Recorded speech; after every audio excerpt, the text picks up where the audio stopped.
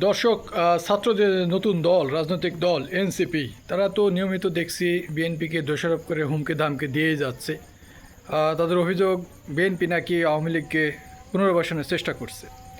অন্যদিকে বিএনপি মহাসচিব মির্জা ফখরুল ইসলাম আলমগীর আজ সকালেও বলেছেন যে বিএনপি কাউকে কোনো ফ্যাসিস্টদের দোষর দিয়ে পুনর্বাসন চেষ্টা কখনো করছে না, বরং বিএনপি যে ব্যাপারটা বিশ্বাস করে সেটা হচ্ছে রাজনৈতিকভাবে কাউকে নিষিদ্ধ করতে হলে সেটা জনগণের উপরেই ছেড়ে দিতে হবে। এই হচ্ছে বিএনপির বক্তব্য।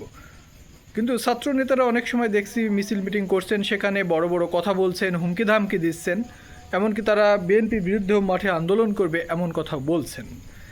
তো বিষয়টা আসলে প্রাসঙ্গিক যদি বলি তাহলে আমি মনে করি যে একটা রাজনৈতিক বক্তব্য। তারা বিএনপিকে খাটো করার চেষ্টাও করছে, এটা আমার কাছে মনে হচ্ছে। আর রাজনৈতিকভাবে যে ব্যাপারটা বলতে হয় সেটা হচ্ছে আওয়ামী লীগের যে ক্রাইমগুলো হয়েছে, তাদের নামে যত মামলা হয়েছে, সে মামলা ফিনিশিং আসলে কবে হবে সেই ব্যাপারটা আসলে এখনও সন্দিহানযুক্ত। কারণ অনেকগুলো মামলা যে ধীরগতি সে ব্যাপারে আর সরকারের সদিচ্ছা কতটুকু সেটাও কিন্তু সন্দেহ হচ্ছে।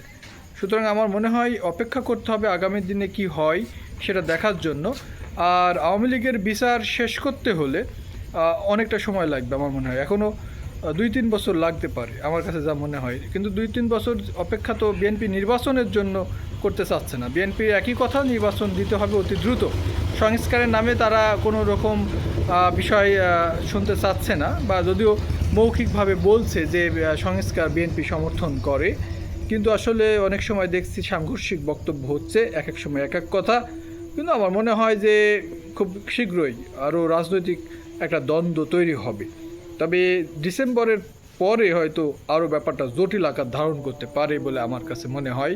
তো দর্শক, নেক্সট ভিডিওতে দেখা হবে। ততক্ষণ পর্যন্ত ভালো থাকবেন, আর যারা চ্যানেলে এসেছেন সাবস্ক্রাইব করে দেবেন।